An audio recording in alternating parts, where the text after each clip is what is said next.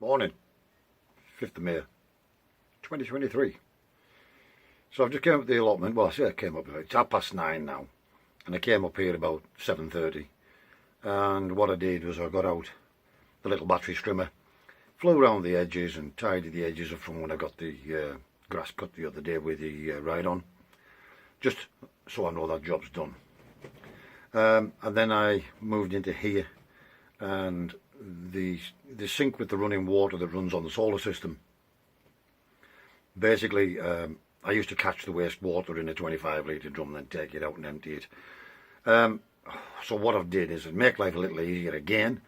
I've drilled a hole through the wall in the back of the shed now and outside, and I've fed the waste pipe outside now, so all the water will go there, then the rain will wash it away, then, you know, just a cycle and one job less to do. Right, let's move on. So whilst I was cleaning out the sheds the other day, and I had a tip run and got rid of a load of rubbish and one thing and another, I found 2 garden arches in the shed. They've been in there about 2 years, I think. And I was always going to put them up, but I've only just recently got finished, as you can see. So today's the day we're going to assemble those arches. Right, so here we go. These are 2 garden arches that are,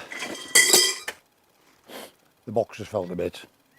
2 garden arches that, as I say, I got a couple of years ago, and don't even know if all the parts are here. Got some screws. Can't see any nuts in this box.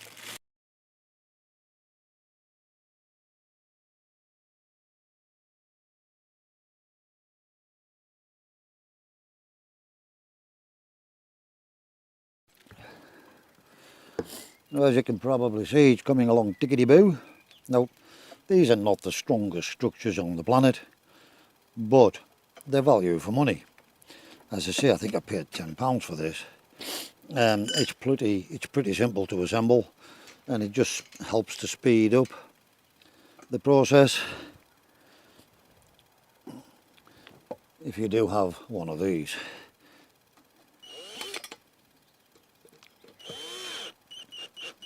Just remember not to over tighten these, because it's relatively soft metal and you'll just strip it if you do.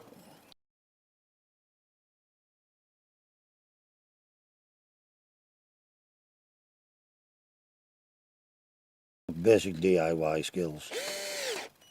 Pretty much anyone can do this. Right, we'll crack on and we'll bring you back when it's done. Right, that's the first one all done. It's a lot bigger. It's a lot bigger than I thought it was, and a lot wider. But yeah, as you can see, it will add a bit of structure. And of course, where are we at? You will dig the bottom legs down into one of the beds to give it, make it a bit more sturdy.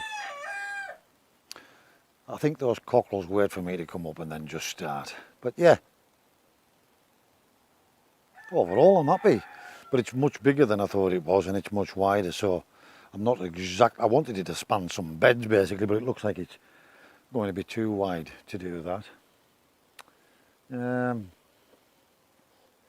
Is what it is. Let's see what we can do with them. Right, I think I found a place for the first one. It's not perfect, but it's not bad either, and purely simply because these are a lot wider than I thought they were going to be. I thought they were just little, oh, you know, tall enough to walk under, but I didn't think they were quite as wide as this. I'm just wondering if I could take one loop out of the equation. I could maybe narrow the next one, but I'll have to wait and see how that pans out. I'll spin you around and I'll give you a little look anyways. Right, so there we have it.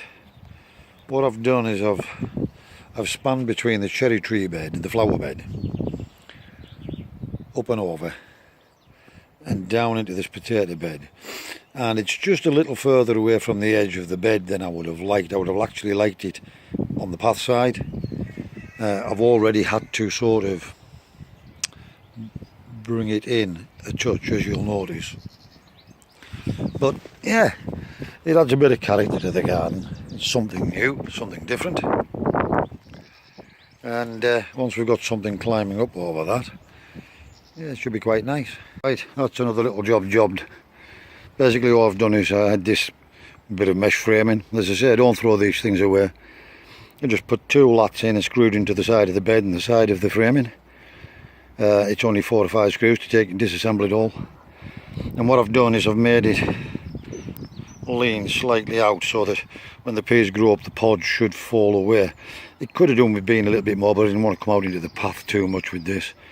So yeah, it has got a slight forward lean, which will, 1, keep them away from potatoes, and 2, give them something to climb up and pull them slightly away, so the peas should be easy to find if and when they get up there.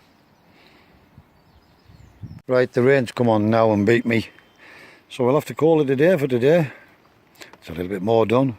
We've got that done, the framing made for the peas. Got this bed uncovered with the garlic chives, iceberg lettuce, perpetual spinach, the beetroot, and sparkler radish. So yeah, these beds are starting to dry off a little bit now, so we need this little bit of rain, I suppose. But I'm not going to complain because I've still got lots of little but important jobs done whilst I've been off. So it begins. Some nice fresh salad to take down home out of the bottom polytunnel. These are some not icebergs, these are winter density lettuce. The ones that Charles Dowding grows, and they're absolutely beautiful. I left these ones to get a little bit of a heart in, and these are the Japanese onions I've started pulling up now as onion stroke big spring onion. So yeah, just to make a little bit of room in those beds so we can get other plants in. So start working our way through these now. Right, so after quite a few setbacks this season, we're starting to get back on top of things now. Not only am I getting back on top of the garden, but I'm getting other little jobs done in the sheds that I need him doing as well. Small but important jobs that just make life easier as I go along. So yeah, we just accept the weather can't do no more, but then that's maybe a good thing. Maybe nature's way of telling me to have a bit of a break. And this week, although I've been off, I was going to crack eggs with sticks, and you know, and I've got a lot done, but I haven't been spending all day up here. I've just a couple of hours a day and just chipping away at it and getting little bits done. And when you're fresh, you do tend to get a bit more done, and if you don't overdo it, you're not too tired the next day. So yeah, I think in the long run you actually get more done. And like I say, all the big jobs are out of the way now, so it's now just finessing things and getting it the way I wanted. As always guys, thanks for popping along, thanks for the visit. If it's your first time here, think about hitting that subscribe button down below. It's totally free. There are literally thousands of people watch the videos and aren't subscribed, so I would appreciate you just hitting that subscribe button. It only takes a few seconds. Don't forget the likes and dislikes, comments and suggestions in the description field down below. As always guys, wherever you are in the world, please stay safe, be practical, keep yourselves out of harm's way. Thanks again for watching, and I'll see you again in the next video.